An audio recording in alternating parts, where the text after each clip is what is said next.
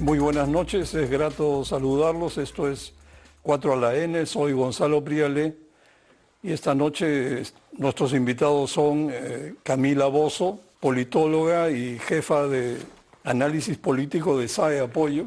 Buenas Hola, noches, Gonzalo. Camila. ¿Qué tal? Buenas noches.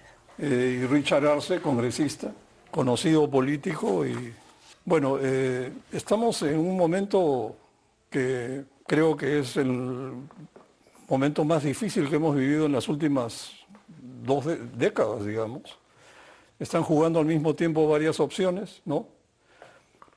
Tenemos la opción vacancia presidencial, la opción cierre del Congreso, la opción continuidad. Y una nueva ha aparecido recién, tercera vía de consenso o diálogo o algo así. Pero también está la suspensión presidencial y el adelanto de elecciones. Este es un verdadero rompecabezas que refleja el caos en que está sumido el país por la incapacidad del Ejecutivo y del Legislativo. Estamos viviendo una estabilidad precaria con un gobierno que no tiene capacidad de implementar sus iniciativas, no tiene interés en gobernar, no tiene capacidad de gestión y está dedicado al botín estatal, ¿no? y a defenderse de las denuncias que se siguen acumulando. Y al frente tiene a una oposición que no logra la cantidad de votos necesaria para vacar o suspender al presidente y que en general parece empeñada en quedarse hasta el 2026. Entonces, apareció esta tercera moción de vacancia que está en curso y el temor al cierre del Congreso parece que le ha dado vuelo a esta moción de vacancia. Camila, evidentemente está en juego el futuro del país, ¿no? ¿Quién sobrevivirá? La oposición debiera haber aprendido a contar los votos antes de lanzar mociones de vacancia. Me imagino que la tercera va a la vencida. ¿Crees que la oposición en el Congreso está contra el reloj y es ahora o nunca? A ver, Gonzalo, creo que en el Perú es un ejercicio peligroso tratar de proyectar qué es lo que pueda pasar porque las cosas cambian muy rápido y de hecho ahorita se están llevando a cabo las negociaciones. Entonces, pero sí me atrevería a decir que nunca antes la oposición ha estado tan cerca de interrumpir el mandato de Pedro Castillo. Y no porque esta vacancia tenga más solidez que las anteriores, que la tiene, porque yo creo que tiene elementos de convicción sólidos, que además los ha recogido de la denuncia constitucional de la fiscal, sino porque creo que nunca antes los congresistas han sentido su permanencia en el poder tan amenazada. Difícil saber el desenlace, depende mucho de las negociaciones que sucedan en estos días. Van a haber ofrecimientos de ambos lados. Lo que sí creo es que el Ejecutivo no ha calibrado bien su estrategia y las implicancias de este giro en su estrategia. Porque yo tenía la sensación de que Pedro Castillo estaba bastante más afianzado en el cargo, ¿no? La vacancia, antes de esta nueva estrategia del presidente de forzar una denegación fáctica de la confianza, la vacancia no tenía los votos, era virtualmente imposible conseguir 87 votos. El adelanto de elecciones también, a mi parecer, era virtualmente imposible conseguirlo.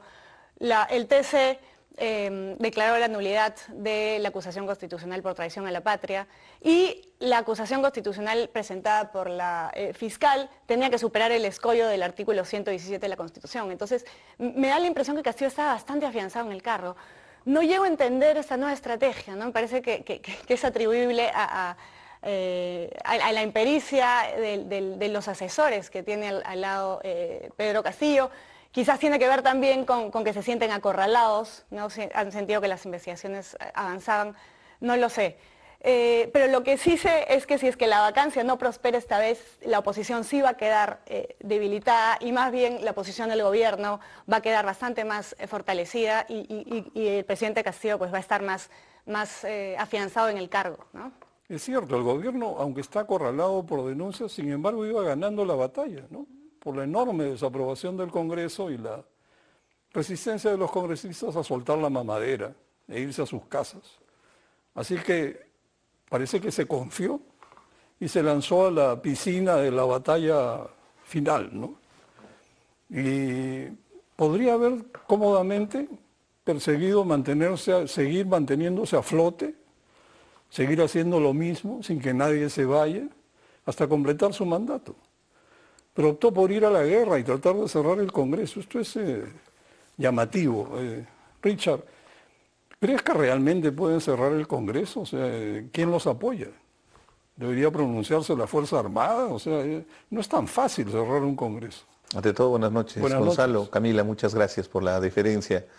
Definitivamente estamos entrando a un escenario de implosión política, donde ambos poderes del Estado están accionando, entre comillas, mecanismos constitucionales, pero con el único objetivo evidente de querer tumbar al otro poder del Estado. Yo le he llamado, y disculpa el término, pero le he llamado política del chaveteo, porque estamos en un escenario donde no hay códigos, donde simplemente es quien mata primero gana y el otro que sobrevive tampoco tiene mucho futuro porque probablemente esté condenado al cadalso. ¿En qué sentido?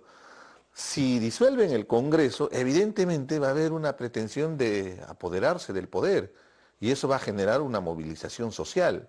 Y de la misma manera, si vacan a Castillo, al día siguiente la presión también va a ser de la misma manera de parte de la ciudadanía porque van a exigir que el Congreso también sea disuelto.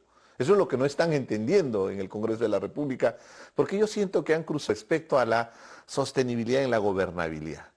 Tuvieron los mecanismos constitucionales para hacerlo en el caso del Congreso de la República, desde censurar, por ejemplo, al ministro Silva, que ahora es un perseguido por la justicia, por todos los casos de corrupción asociados justamente a temas de la carretera, el tema del puente Tarata, y todo lo que ha significado en estas componendas de corrupción, donde está la propia familia de Pedro Castillo, ¿no? Pero no lo hicieron.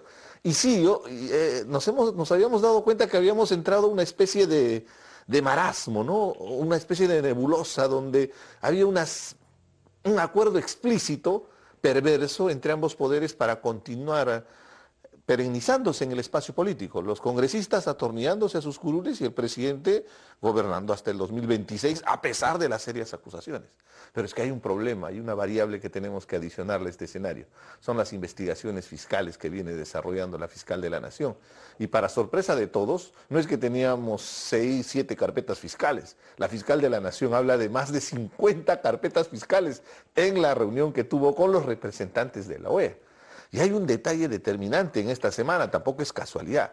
Es el hecho de que la Fiscalía ha solicitado al Poder Judicial detención preliminar a todos los involucrados en el caso del biodiesel, que involucra a gente de Petroperú, inefables personajes como este Hugo Chávez, homónimo del otro Hugo Chávez, pero también a Budayev. Entonces toda esta gente no va a ir a prisión y va a sacrificarse por Pedro Castillo, porque además ha habido coimas de por medio. No lo dice Richard Arce, lo dice el propio Bruno Pacheco en su declaración de colaboración eficaz. Y es más que evidente por qué era la intencionalidad de favorecer en esa adquisición, ¿no? Y que en este momento nos ha llevado a Petroperú a una situación bien compleja. O sea, si te das cuenta hay un tema determinante. Los precios de los combustibles a nivel mundial, el precio del petróleo ha caído. Está sobre los 70, 75 dólares el barril de petróleo. La pregunta es, ¿y por qué se sigue manteniendo el precio alto de los combustibles en los mercados del Perú, sobre todo en Lima? Uno, porque uno de los principales proveedores es Petroperú, y que evidentemente antes tenía cartas de crédito para el desembarco del petróleo. El día de hoy, si quiere desembarcar un barco petrolero, tienen que pagar en efectivo. Eso ha hecho que el gobierno tenga que utilizar recursos del erario nacional, estamos hablando de 2.300 millones de dólares que ha inyectado una empresa estatal y que nos muestra la ineficiencia y sobre todo el copamiento negligente de la gente que cree que se tiene que intervenir en las empresas estatales cuando deberían tener un manejo, desde mi punto de vista, de una lógica privada. Aprendamos de los chinos, ellos son comunistas, pero cuando se trata de negocios, manejan y administran sus empresas de la manera más capitalista porque el objetivo es mantener. ¿Y por qué pongo eso en el tapete? Porque evidentemente nos han llevado a toda esta situación por los temas de corrupción. Y ese yo siento que es el punto que ha permitido tomar la decisión, mal asesorado evidentemente, por parte de Aníbal Torres, que considero en mi hipótesis que es la mano que mece la cuna. Es el ideólogo de haber preparado todo este escenario conjuntamente con otro personaje siniestro como es Bermejo, el congresista. No es mi sospecha, porque evidentemente están bien metidos con sus asesores, ¿no? Parece que les falló un poco el cálculo, ¿no? Pero en el caso de Petroperú, la cosa creo que termina en los ciudadanos pagamos el huecazo que ha generado Petroperú en el precio de la gasolina. y va a ser cara en el Perú por muchos años debido a esta, no sé cómo llamarla, infame refinería. Ahora, Yo solo... Camila, antes de, Sí. si me permites, Sí, me gustaría claro. saber qué piensas tú de esto de cerrar el Congreso es como quien va a su casa y apaga la luz. Sí, yo coincido con lo que ha dicho Richard. Creo que es muy difícil que puedan forzar un cierre del Congreso, porque jurídicamente es inviable. El Congreso en octubre del 2021 aprobó una ley que prohíbe las interpretaciones fácticas de la confianza. Es una ley que está vigente, que ha sido ratificada por el TC. Entonces, bajo el marco legal vigente, no puedes interpretar una negación fáctica de la confianza. El Congreso, para curarse en salud, porque ya de por sí el marco constitucional lo protege, para curarse en salud ha planteado una acción competencial frente al Tribunal Constitucional y lo más probable es que le dé la razón, ¿no? Pero en caso de que el Ejecutivo continúe con esta estrategia temeraria, y ahí preguntabas tú, Gonzalo, sobre la posible intervención de las Fuerzas Armadas, pues yo creo que las Fuerzas Armadas terminarían respaldando al Congreso, ¿no? Ante una disolución. Porque las Fuerzas Armadas ya no tienen la mentalidad que tenían en los 60, 70, intervenir directamente en la política, ¿no? Siempre y cuando exista un quiebre del marco constitucional, que es lo que sucedería si es que se disuelve el Congreso. Y Richard, para cerrar este capítulo, ¿tú le ves potencial a esta tercera moción de vacancia? ¿Crees que llegarán a tener los 87 votos o están cerca? Para empezar, es un documento bien sustentado, trabajo exhaustivo, hay que reconocer el trabajo del congresista Málaga y de los demás congresistas que han estado apoyando, preparando el documento, y tiene suficientes pruebas que permiten accionar este mecanismo constitucional de la vacancia por incapacidad moral permanente. ¿Y a qué me refiero? Muchas veces estos documentos son un mero trámite, porque al final en el Congreso lo que manda es la fuerza de los votos. Si algo he aprendido en mi época parlamentaria es que no importa la razón, no importa los fundamentos jurídicos, al final ni siquiera importa el país.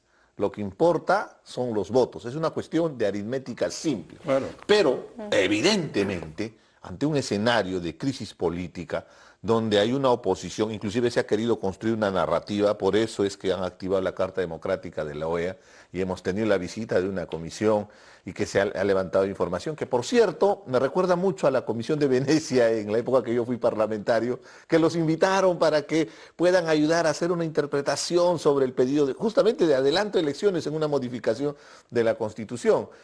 En realidad estas comisiones no tienen carácter vinculante en sus decisiones. A lo más nos van a exhortar a que podamos buscar los caminos democráticos y que como país que es reconocido a nivel mundial porque tenemos llamemos una democracia estable. Yo sé que vivimos una crisis desde el 2016, pero de alguna manera, comparativamente con otros países, hemos seguido una sucesión de poder relativamente formal, pero objetivamente, ¿qué va detrás de todo este escenario que se ha generado, ¿no? El objetivo es cerrar el Congreso, ¿eh? Eso que quede bien claro, porque el presidente Castillo, como te decía, ha llegado a un nivel donde se ha dado cuenta que su situación legal es crítica. Entonces, una salida populista, que evidentemente genera rédito político, es cerrar el Parlamento. Y el Parlamento en este momento tiene solo 6% de aprobación. Si salimos a la calle y hacemos una encuesta, 9 de 10 personas van a aplaudir que se cierre el Congreso. Entonces ahí viene lo peligroso de esta medida, porque evidentemente en la pretensión, tengo yo mi hipótesis de que no es que van a convocar en 4 meses, como dice la Constitución, a una nueva elección de un nuevo Parlamento, no. Inmediatamente van a poner en tapete la Asamblea Constituyente, que también es otra expectativa que tiene mucha aceptación. Y ahí viene mi profunda preocupación, porque yo soy y estoy convencido de que es importante cambiar la Constitución del 93. Yo la considero espuria, pero con estos personajes que tenemos en el poder, con este gobierno, encima no hay un escenario siquiera de consenso nacional, a lo que se llama momento constituyente no se ha dado. Pretender imponer una constitución sería más bien legitimar las pretensiones golpistas y hasta yo diría dictatoriales, que los hemos escuchado a varios de mis camaradas que están ahora en el poder, ¿no? Como Vladimir Cerrón y el propio Pedro Castillo, Bermejo, Bellido y toda esta gente que pretende tomar el poder, porque ellos dicen que tomar el poder no es ganar elecciones, ellos pretenden tomar el poder para perennizarse en el cargo, algo que atenta directamente a la democracia, ¿no? Entonces, ojo, no estoy defendiendo al Congreso, Gonzalo. Lo que estoy tratando de mostrar es que es importante defender nuestra democracia. Es inconstitucional la pretensión de disolver el Congreso en este momento porque no cumple los requisitos establecidos por ley. Así de simple. Pero ojo, eso es en el campo jurídico. Y ahí es donde se equivoca el Congreso, porque hay otra cuerda separada que es el campo político, donde lamentablemente nuestro Congreso deja mucho que desear y para hacer la analogía deportiva, en este momento los están goleando. Es como el partido España-Costa Rica. 7-0 les está ganando el Ejecutivo al Legislativo. Para ayer, por fin reaccionaron, ¿no? Por eso pusieron las denuncias constitucionales y además plantearon justamente la moción para poder iniciar una vacancia del presidente. Pero muy tarde, pues, en sus respuestas políticas. Nunca tuvieron una estrategia de respuesta política. Y eso ha permitido que se envalentonen y el fin de semana lo que han hecho es elegir a un nuevo gabinete con la señora Betsy Chávez, pero es un gabinete agresivo en el sentido de que está buscando, según la lógica de todos estos ideólogos, es la segunda moción para que puedan disolver el Congreso, ¿no? Claro, ahora vamos a ver después de la pausa lo que se puede esperar de este nuevo gabinete, pero también hay un tema, Richard, que esto de cerrar el Congreso para en los siguientes meses, que hay una especie de limbo entre la nueva elección congresal y el gobierno a cargo, sin Congreso, durante unos meses, 6, 4.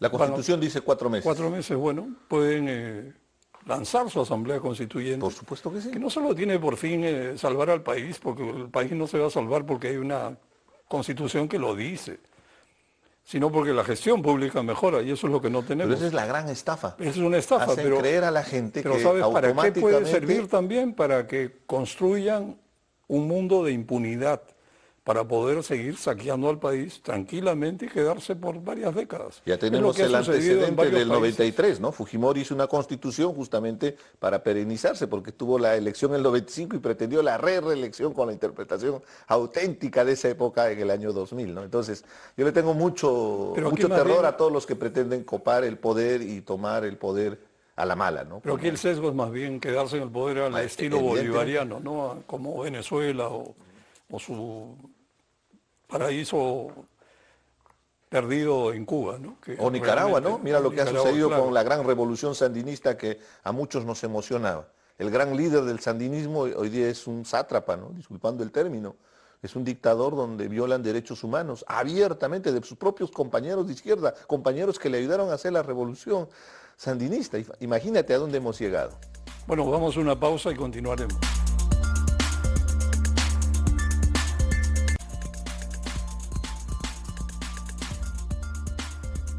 Bueno, ahora volvemos a mitad de semana. La primer ministra Betsy Chávez, tal vez en una maniobra distractiva y en sintonía con la OEA, que pide un diálogo, pidió más bien bajar el tono de la discusión. Dijo que de ninguna manera, rechazó de plano, esto es gracioso, una segunda moción de confianza, ¿no? Y usó la palabra descartar de plano, hasta si no... Pues ¿para qué han cometido un delito? Porque ellos saben que han cometido un delito. Claro, o sea, exacto. el acta es la prueba del delito. Porque todavía, inclusive, como leí a Pedro Castillo en el mensaje de la Nación a medianoche, fue como un trabalenguas, no hubo el énfasis, ¿no?, que se requería para poder entender. Pero yo lo sobreentendí claramente que estaba aceptando la renuncia porque supuestamente había una negación de la confianza. Entonces, al hacer esa interpretación, están saltando la ley. Más aún cuando tú eres un alto funcionario, o sea, todos los ciudadanos tenemos la obligación de cumplir las leyes, pero tú eres alto funcionario, la gravedad del delito es mayor. Entonces, ellos han cometido un delito. Lo que pasa es que tenemos un Congreso sin personalidad, porque ya debieron haberlo hasta como Congreso denunciado por los delitos que se está cometiendo, aparte del proceso constitucional que pueden hacerle, que creo que la congresista Tudela ya les puso la denuncia constitucional a todos los que han firmado, ¿no? Claro, son temas, digamos, actos aislados, porque en general, en promedio, el Congreso es bastante tímido, ¿no? Bueno, pero volviendo a primera ministra, me dijo que quiere iniciar un diálogo con las diferentes bancadas y que les había enviado sendos oficios, como si el oficio tuviera mucha importancia. Sí. No, pero- Y no le han aceptado, además, ¿no? Además dijo que es premier de todos los peruanos, de quienes votaron por ellos y de quienes no votaron por ellos. Esa frase pues es No, conciliatoria, pero todo el tiempo están pero poco dividiéndonos, creíble. todo el tiempo nos están confrontando. Sí. Y está funcionando, Gonzalo. Hasta ahora ha Yo vengo funcionado. de provincia, estuve 2 semanas en provincia y esa va a ser la agenda de la próxima elección. O sea, va a ser una confrontación entre provincia y Lima. Y es el discurso de Antauro Humala, por ejemplo, porque justamente han logrado exacerbar ese sentimiento que había, que evidentemente es una necesidad. Hay brechas sociales muy duras en nuestro país, que más bien deberían ser reducidas, ¿no? Acá lo que han hecho es abrir esas heridas para que la gente esté Sí, con ese ganas. es su discurso. Y de hecho diario. la estrategia está Sí. funcionando porque si uno ve las encuestas ha habido un ligero repunte en la aprobación de Castillo, Ah, por eso. que ya supera ligeramente el margen de error. Entonces creo que es atribuible a esta nueva estrategia de la que Pero Richard le está está hablando. dando resultados y Sí. también, por otro lado, el gobierno tiene cero en gestión, así que no es que haya hecho algo por los peruanos que no tienen No, pero eso es salud, lo ni más educación, frustrante, ni ¿no? nada. Claro. Tú sabes que hay más de 8.000 postas médicas en el Perú. El presidente Castillo lo he visto inaugurar 3 o 4 y esa es su obra. O sea, parece una pequeña broma. Bueno, Camila, nadie quiere 3 años más de esto, ¿no? Y la calle está harta de esta confrontación tan estéril. 80 ministros en año y medio debe ser un récord mundial. No es la muestra de su Y incapacidad. además, es cierto, no hay diálogo. Sí. Pero, ¿diálogo entre quiénes? ¿El acuerdo nacional? ¿Un diálogo derivado de la misión de la OEA? ¿El Consejo de Estado es un sucedáneo para el diálogo? Es decir, ¿cómo ves esto? A ver, primero una pequeña digresión, hablando de este récord histórico de los 80 cambios ministeriales. Estaba revisando data de los últimos 20 años y el gobierno que más cambios ministeriales había tenido antes de Castillo era el de Ollanta Humala. En el primer año y medio había tenido 19 cambios ministeriales, Castillo tiene 80. O sea, es un récord nunca antes visto en el país, por lo menos. Con respecto al diálogo, yo no creo que vaya a haber diálogo mientras este gobierno sigue en el poder.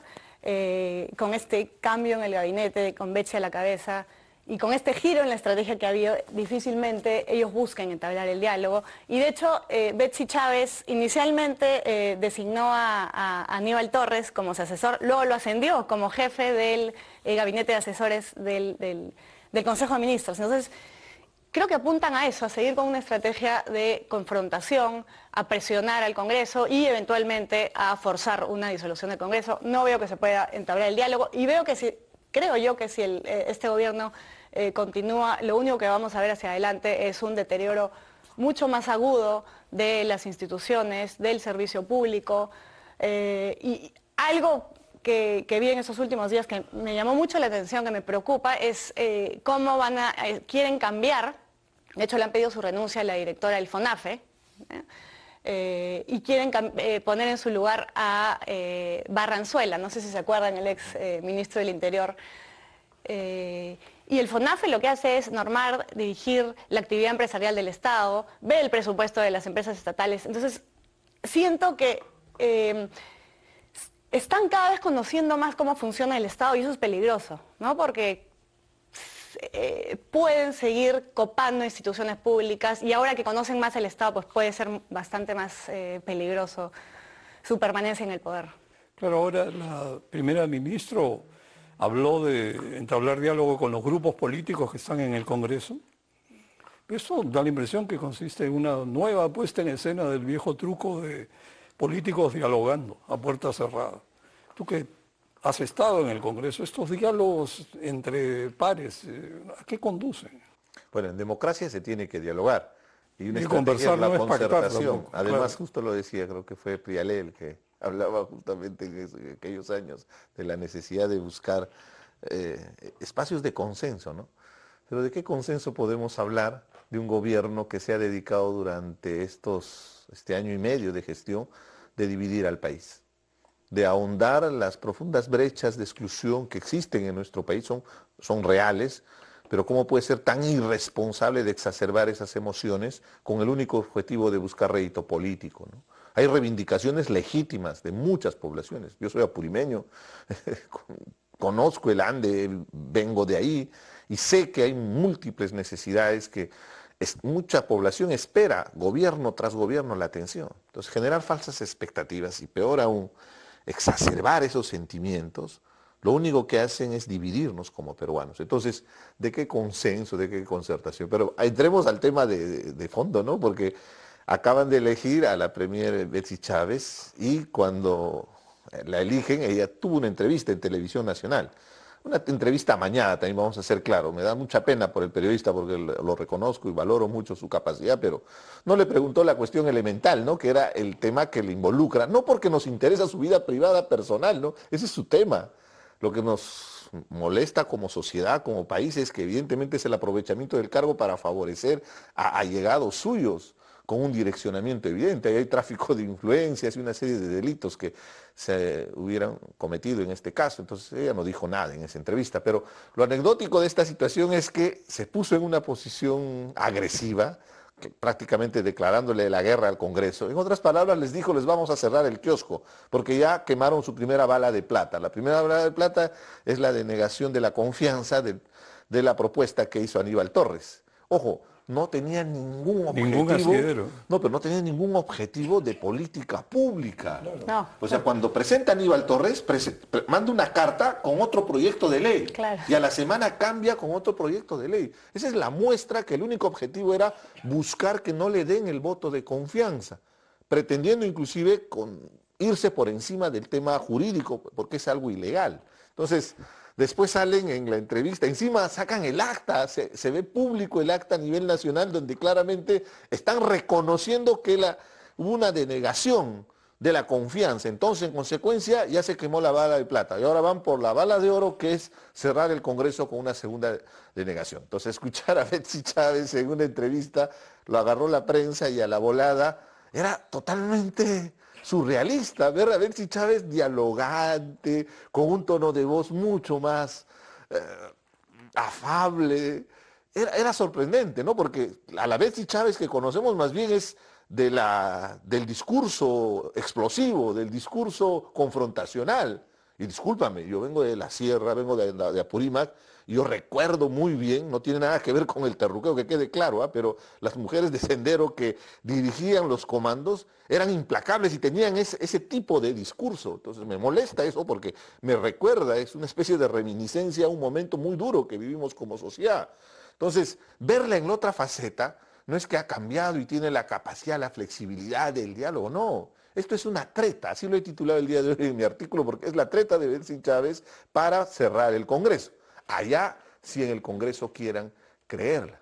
El objetivo del Ejecutivo es cerrar el Congreso buscando el rédito político para buscar también impunidad. En esos 4 meses que te decía, solamente se va a regir con decretos de urgencia, que lo emite el propio Ejecutivo. Entonces van a tener el control absoluto del poder del Estado, porque la Comisión Permanente se ciñe estrictamente a revisar esos decretos de urgencia. En consecuencia, es muy peligroso en una situación en la que se ha exacerbado inclusive a la población a la confrontación, ¿no? Claro, quizás hubo una falla de cálculo, trataron de acelerar y Aníbal Torres lanzó su primera bala de plata con ese pedido de confianza que no tenía ni pies ni cabeza y que ha quedado completamente inutilizado. Y la segunda bala de plata iba a ser la designación de alguien como Betsy Chávez, que no iba a ser aprobada por el Congreso y se cerraba el circuito. Pero no les ha salido el juego. Entonces, no, permíteme, te interrumpa, no es que no les ha salido, ellos han interpretado, y ahí viene lo que te decía, las dos cuerdas separadas. Jurídicamente estamos de acuerdo y creo que solo un constitucionalista nomás le he escuchado tratar de avalar la posición del gobierno. La mayoría es evidente que es ilegal. Yo soy ingeniero, no soy abogado, pero entiendo lo que significan las leyes y la importancia de respetarlas, ¿no? Entonces, evidentemente, el único objetivo es, en el aspecto político, les están ganando al Congreso de la República. Si ellos no reaccionan, en 2 semanas, en 3 semanas, el Congreso disuelto y vamos a entrar en un marasmo, en una situación donde van a decir, legalmente no le correspondía, pero ahí puede tener la presión de la calle que justamente no le guste el Congreso.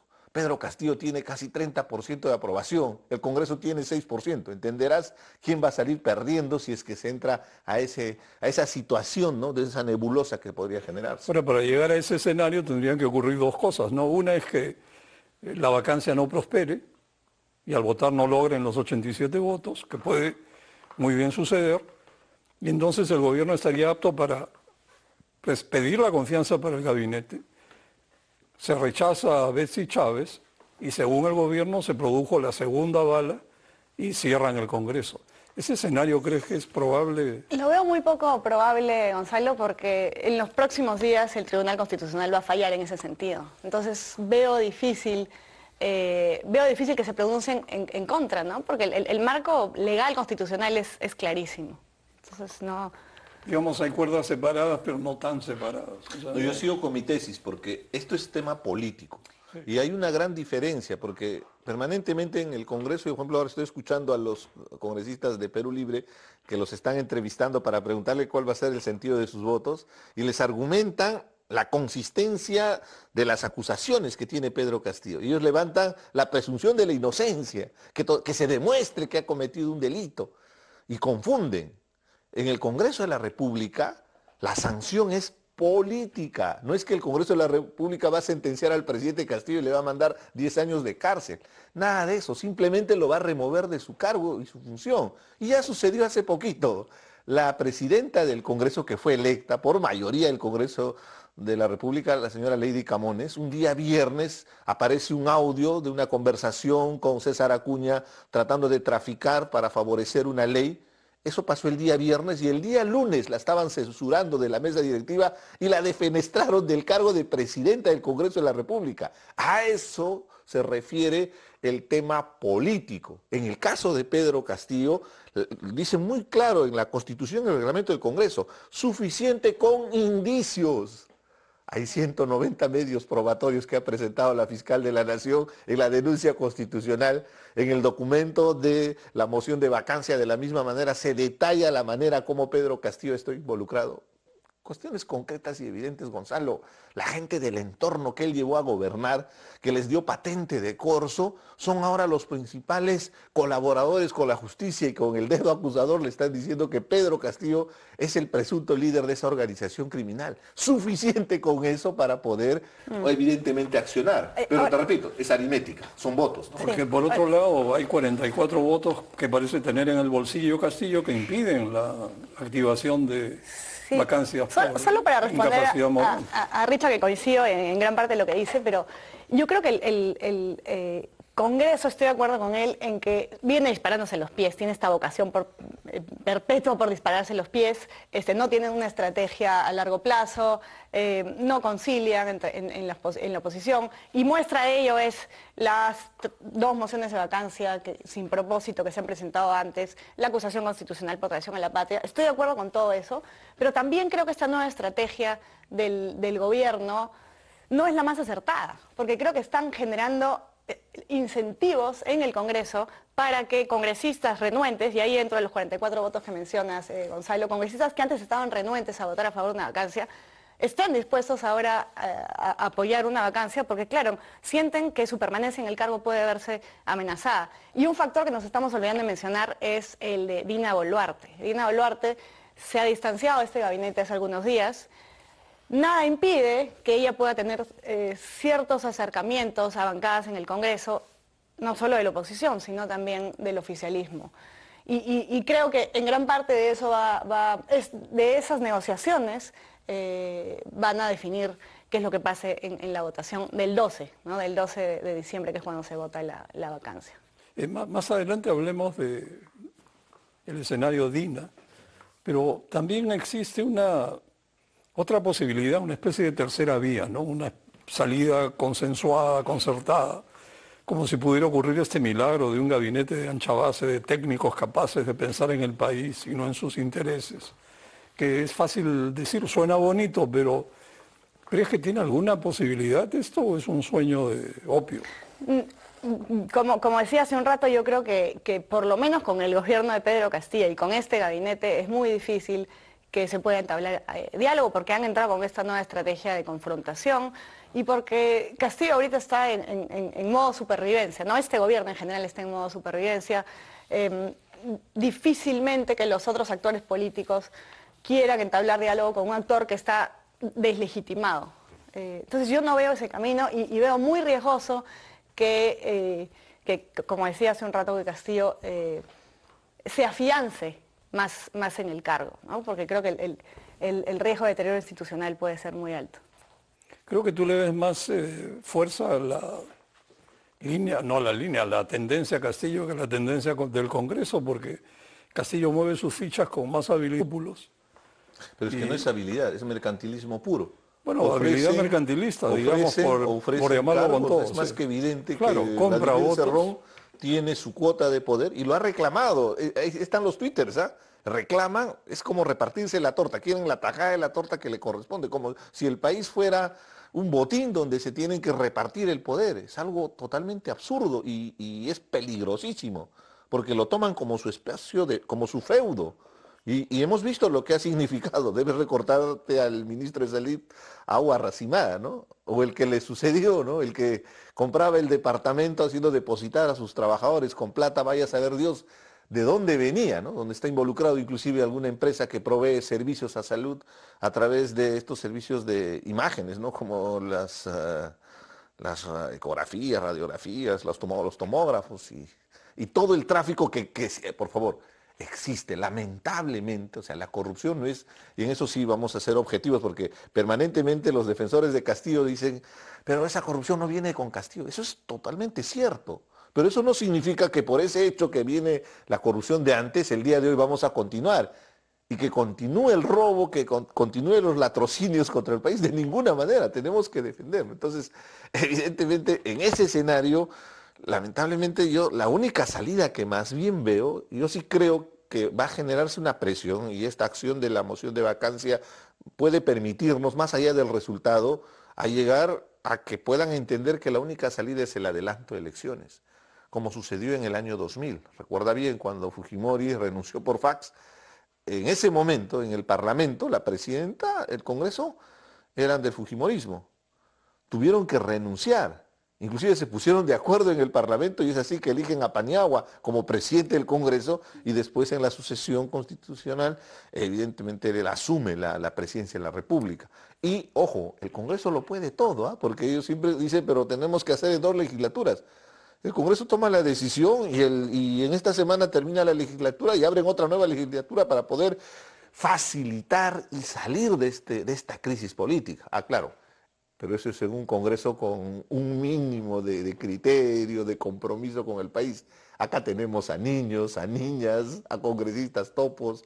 Estamos viendo, por ejemplo, la figura bien curiosa, ¿no? Críticos que ahora son ministros, o que era premier, este señor Valer, ahora se ha vuelto en antagónico, está sacando las denuncias de la interna dentro del grupo de Bermejo y también de Palacio de Gobierno, o sea, para darse cuenta la calaña de gente que tenemos en el Congreso de la República. Por eso es que yo percibo que más bien esta situación los va a llevar a ambos al cadalso y simplemente va a terminar con ambos, en un caso disuelto y el otro vacado, y sí, vamos a tener que pasar por Dina Boluarte porque es la sucesión constitucional. En democracia tenemos que respetar esa sucesión de poder, ¿no? Bueno, veamos ese escenario después de la pausa.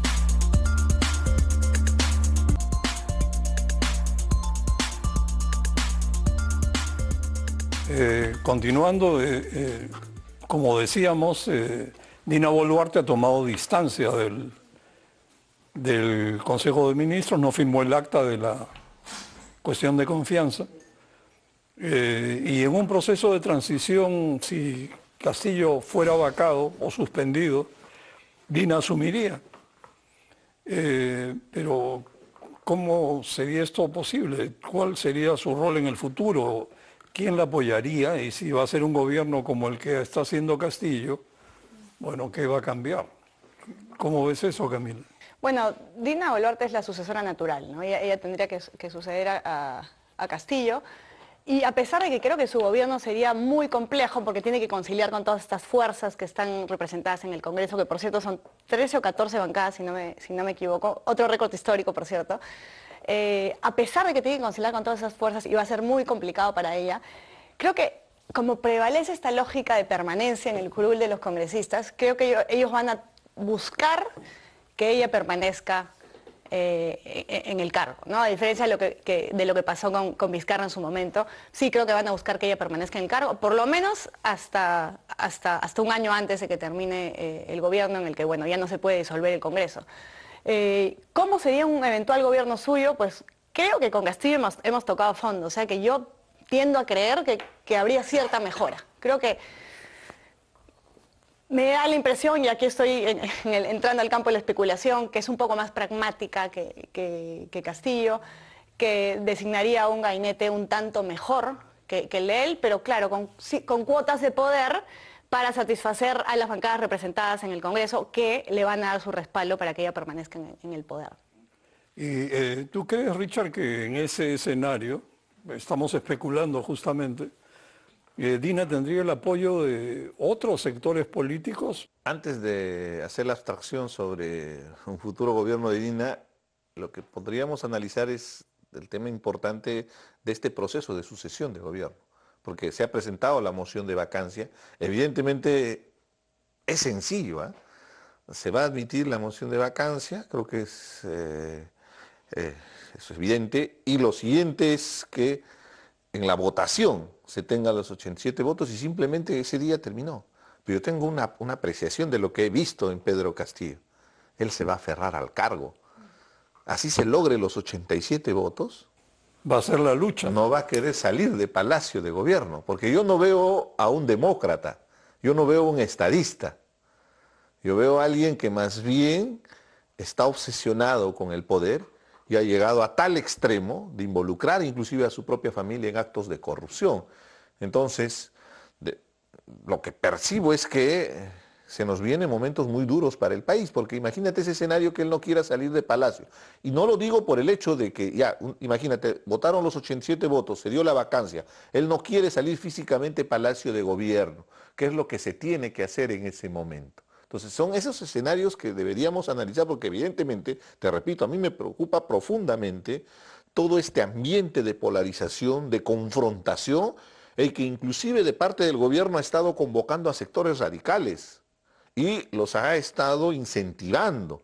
Entonces, para palabras sencillas, una especie de guardia pretoriana que va a tener y que supuestamente va a defenderlo en un escenario de vacancia. Entonces, también se tiene que trabajar ese otro aspecto porque no quisiera que haya una confrontación en las calles, no quisiera que haya un muerto de por medio en esta lucha política, ¿no? Entonces, evidentemente, lo que esperaríamos sería la altura, ¿no?, de los políticos para entender y que hay mecanismos constitucionales que se accionan y que si lamentablemente tomaron la decisión de defenestrarlo, Pedro Castillo tendría que dar un paso al costado. Entonces, ahí es donde entra a tallar Dina, y sí es muy importante, porque ojo, en esta estrategia de ir juntando los votos, es algo absurdo que en este momento podamos decir, sí, ya se tiene los 87 votos. En realidad no se sabe, es un escenario muy complejo de abstraer de cuál va a ser el resultado, porque hay muchas variables en juego. Probablemente la Fiscalía, ojo, van a contar los 10 días, a los 10 días de la detención preliminar de los involucrados en el caso del biodiesel, inmediatamente van a pedir prisión preventiva. Pero lo más probable es que varios de ellos se van a acoger a la colaboración eficaz y con ello van a evitar la cárcel y eso significa entregar pruebas. Es importante preparar ese escenario en un hipotético caso que se dé la vacancia, para que la salida sea lo más pacífica posible. Pero ojo, acá entra también a tallar Dina Boluarte, porque es estratégico su posición que va a tomar en ese escenario, porque evidentemente va a tener que asumir la responsabilidad. Ella tiene un compromiso público de que si vacan a Castillo, ella renunciaba inmediatamente. Lo dijo y está grabado, y eso también va a jugar en contra de ella. Pero viendo la situación crítica, lo que exhortaría a los políticos es buscar un consenso si es que se va a dar la vacancia, ¿no? Ahora, el otro escenario, ¿qué pasa si no se da la vacancia? Yo no creo que sería una victoria pírrica para Pedro Castillo, porque son simplemente aumentar la agonía, darle una holgura más a la agonía que tiene, porque la situación crítica de las denuncias de corrupción tarde o temprano van a decantar evidentemente en que sea defenestrado del cargo. Él no llega al 2026 no por desearle algo en contra, sino porque evidentemente está de por medio nuestro país. Hay que defender con dignidad cuando hay casos de corrupción y no hay forma. Pedro Castillo se involucró en actos de corrupción y la Fiscalía ya lo tiene bien mapeado con más de 50 carpetas fiscales que vienen desarrollando. Entonces, más bien en ese escenario, evidentemente el que va a quedar muy mal parado es el Congreso de la República, porque una vez más, teniendo los mecanismos constitucionales, no va a accionar. Ahora ellos dicen, si no se da la vacancia, vamos a ir por la suspensión.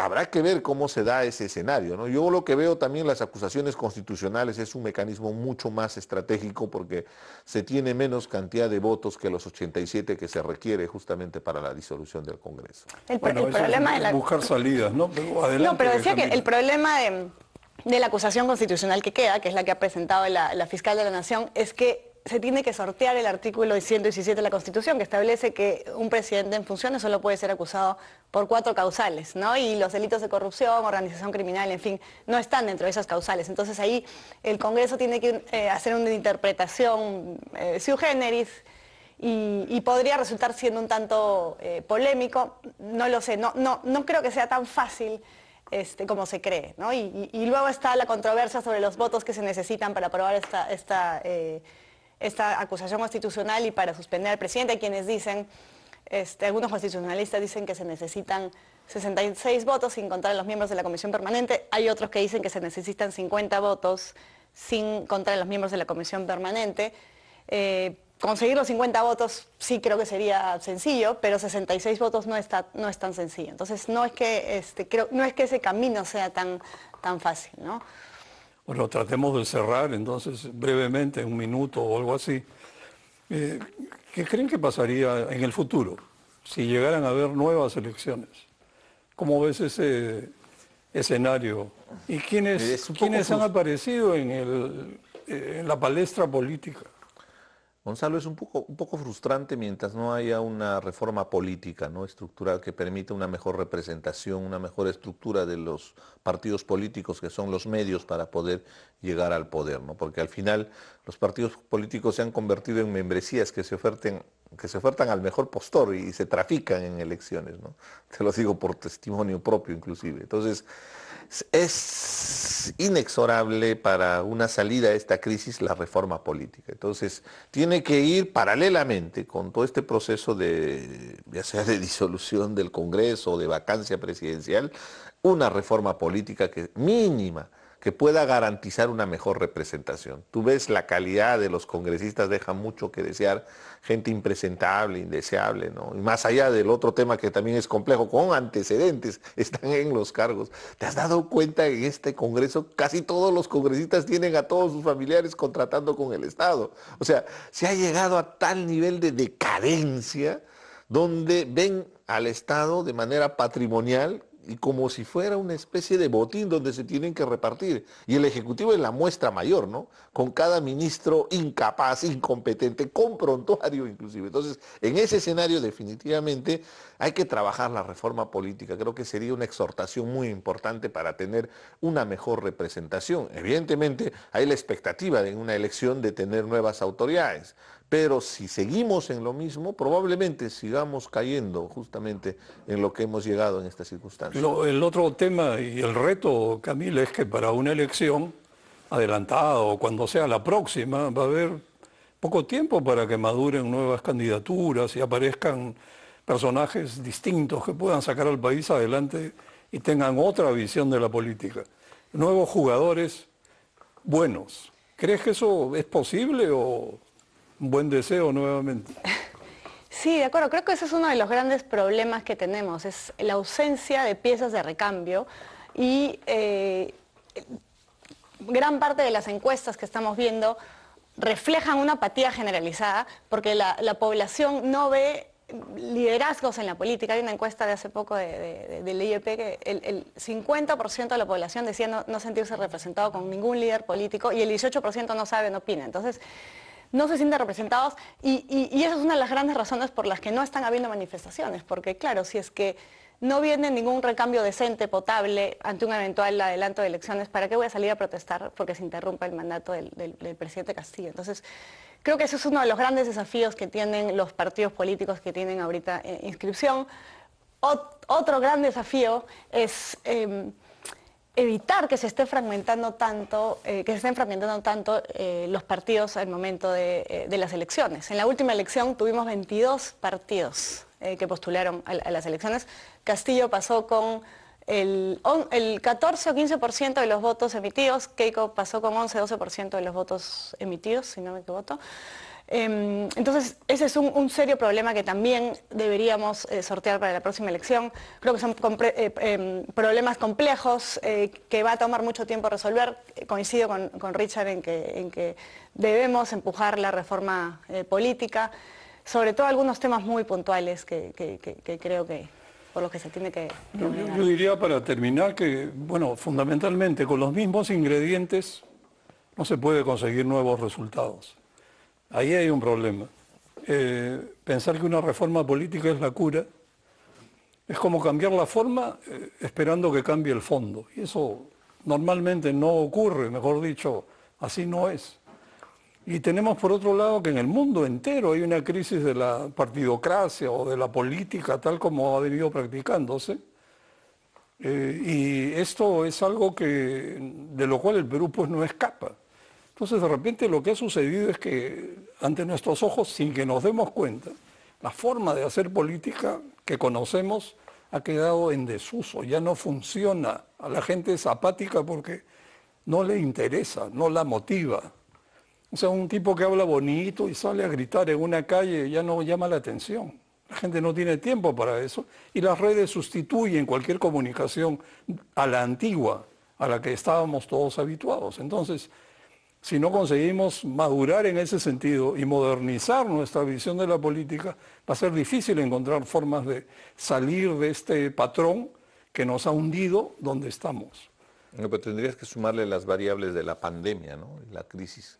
Creo que eso ha cambiado también, ha generado una especie de pasividad porque hay otros problemas cotidianos, ¿no?, que la gente prioriza, pero es impostergable el compromiso de la sociedad para que participe activamente en el gobierno. Entonces, expresarse, estar informado es muy importante en un país donde lamentablemente cuando tú hablas de política es solamente un sector minoritario que asume esta responsabilidad. Yo sí le tengo esperanza a pesar de todo lo que hemos visto, un escenario totalmente negativo, pero eso es de la clase política. Yo le tengo mucha esperanza a la población porque cada día nos dan ejemplos de cómo poder salir adelante en una crisis. Tienen la capacidad hasta de generarse trabajo de la nada. Lo puedes ver en las calles, cómo la gente se genera su propio trabajo para poder sobrevivir y salir adelante, ¿no? Entonces, ese emprendimiento, esas ganas de superación, a mí me motiva y en lo personal creo que ahí está el camino, ¿no?, para salir de esta crisis, más allá de las miserias que muestran los políticos.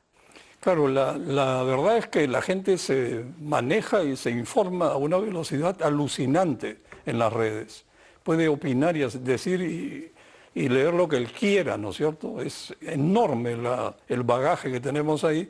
Y la política se mueve, pues, se cocina a fuego lento, a la antigua, en coches con caballos y ruedas de madera. Entonces, ahí hay un divorcio tremendo. Si logramos encontrar la solución a ese tremendo cambio que ha ocurrido, es que podemos adaptarnos y salir de donde estamos metiéndonos o hundiéndonos.